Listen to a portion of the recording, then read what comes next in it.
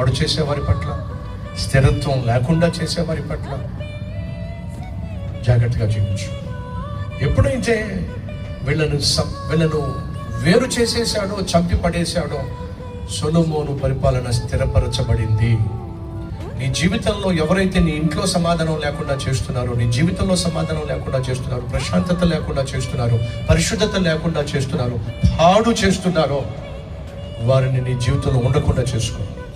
వారికి దూరంగా జీవించు. వాళ్ళు నీకు తోడుగా ఉన్నా, వాళ్ళు నీతో ఉన్నా, నీ జీవితం నాశనం అవుతుంది. నీ కుటుంబం కుప్పగూలిపోతుంది.